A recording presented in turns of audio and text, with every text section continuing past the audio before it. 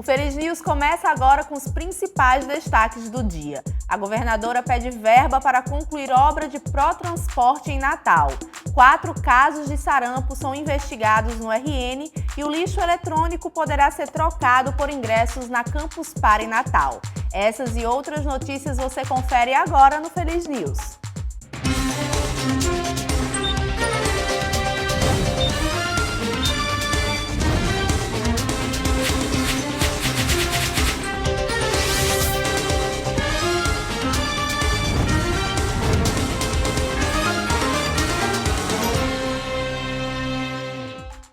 A governadora do Rio Grande do Norte, Fátima Bezerra, solicitou a liberação de 55 milhões de reais para a conclusão das obras do pró-transporte, que beneficiarão principalmente a população da Zona Norte de Natal.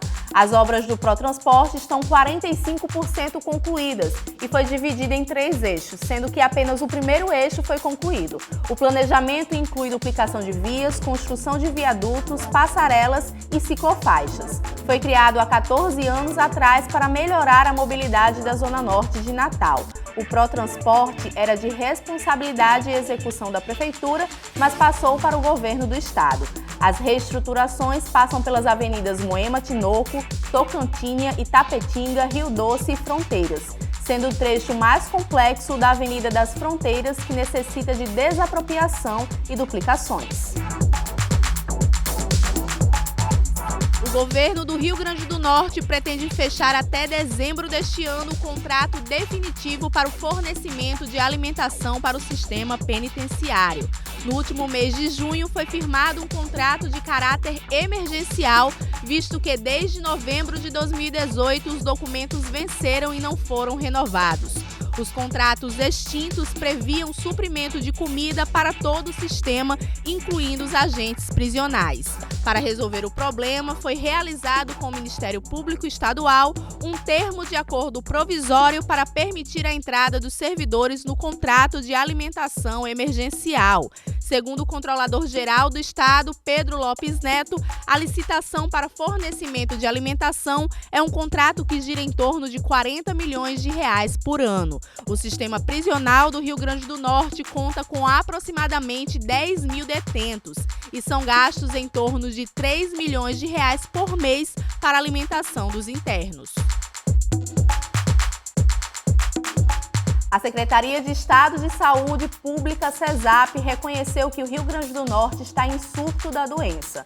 Porém, a Secretaria ainda não confirmou o caso da criança de 1 ano e 6 meses que está internada no Hospital Maria Alice Fernandes, na Zona Norte de Natal. Ainda segundo a SESAP, mais outros 3 casos suspeitos estão sendo investigados.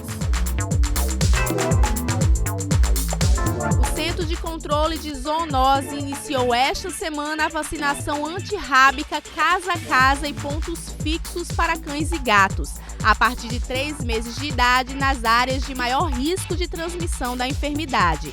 As áreas compreendem os 5 distritos sanitários.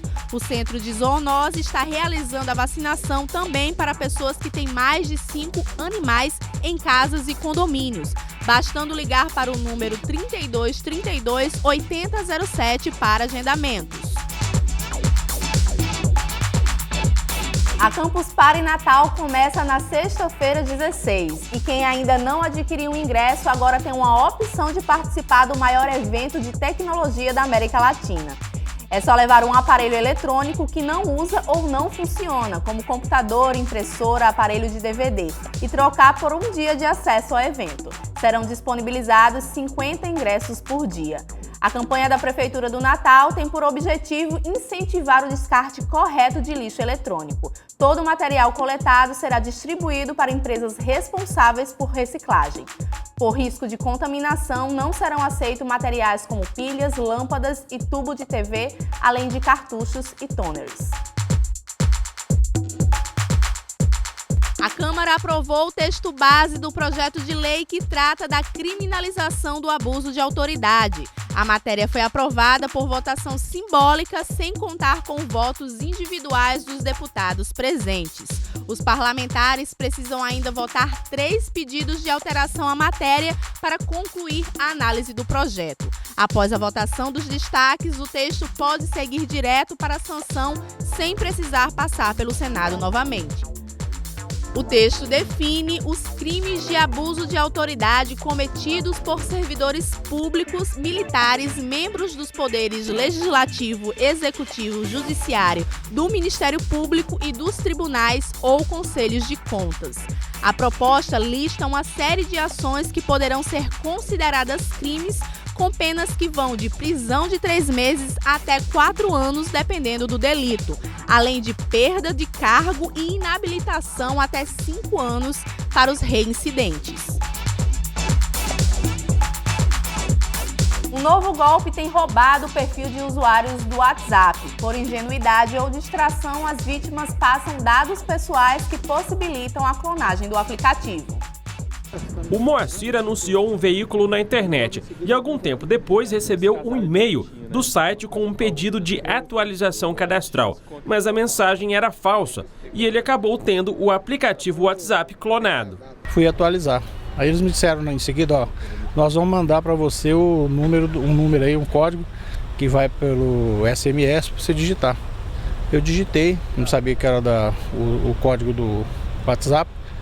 E aí pediram para me confirmar aquelas 2 etapas, eu confirmei também. O golpe funciona assim: o bandido instala o WhatsApp em um aparelho qualquer e, de posse do número de telefone da vítima, liga ou envia uma mensagem contando uma história como uma falsa atualização cadastral, oferta de emprego ou se passando por um atendente da operadora de celular, por exemplo. Enquanto isso, em outro aparelho, o golpista instala o WhatsApp informando o número de telefone da vítima. Como costuma acontecer, o sistema do aplicativo envia um código de verificação para a linha original. O bandido, então, induz a vítima a informar esse código de instalação. Com isso, consegue acesso ao WhatsApp da vítima. A partir daí, na hora do almoço, eu perdi o contato com o acesso ao WhatsApp, né? E eles passaram a utilizar, ligando para os meus contatos, né? Todos pedindo dinheiro e tudo. Depois de registrar um boletim de ocorrência, o Moacir entrou em contato com a empresa responsável pelo aplicativo e conseguiu recuperar a conta após mais de 20 dias.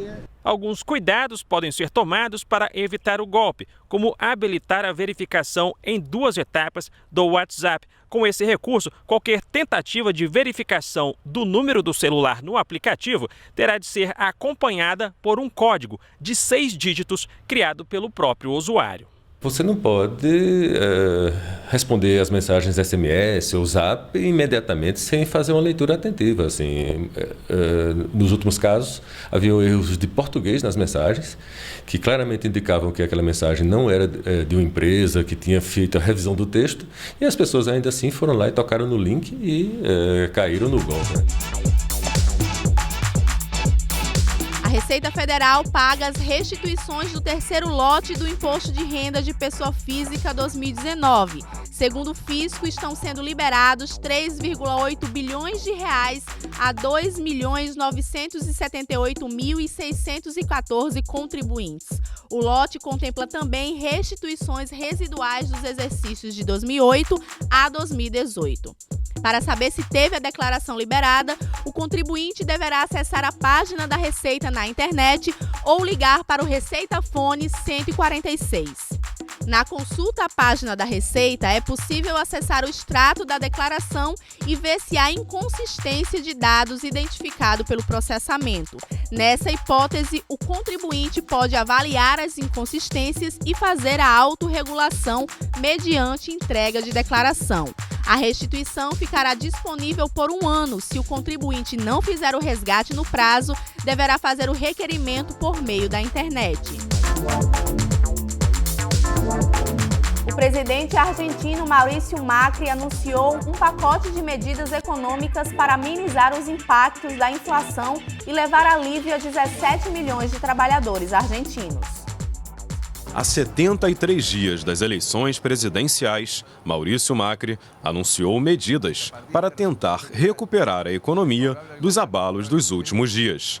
Entre os principais anúncios estão o congelamento do preço do combustível por 90 dias, o aumento de bolsas destinadas a estudantes, a redução de impostos para a população de baixa renda e o aumento de 25% do salário mínimo.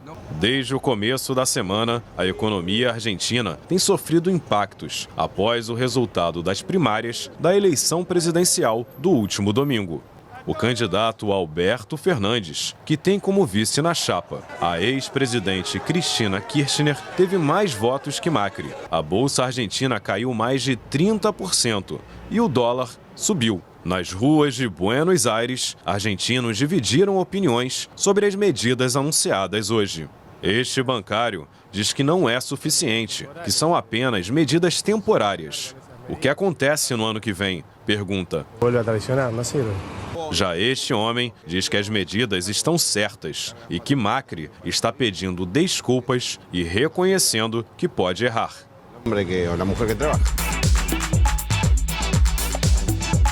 Uma pesquisa mostra que 8 em cada 10 brasileiros estão dispostos a adotar a prática do consumo colaborativo, que envolve trocas e compartilhamento de bens e serviços. O levantamento foi feito entre os meses de maio e junho pela Confederação Nacional de Dirigentes e Lojistas. Cadeiras de bebê, dinossauros e bonecos de super-heróis. São 300 tipos de produtos para alugar, voltados para meninos e meninas de até 6 anos. As crianças usam, devolvem, o item é higienizado e emprestado novamente. Melanie viu no consumo colaborativo uma oportunidade de negócio. Conseguir dar para a criança, para o bebê, sempre o brinquedo que ele precisa para o desenvolvimento daquela faixa etária, né? Sem ocupar muito espaço em casa, praticidade, de comodidade, porque os produtos eles são pedidos pelo site, ou pelo WhatsApp, ou mesmo por telefone. 74% dos brasileiros já experimentaram pelo menos uma vez alguma forma de consumo colaborativo. E a tendência é que esse número cresça. A parcela da população disposta a adotar essa prática subiu em um ano de 68% para 81%.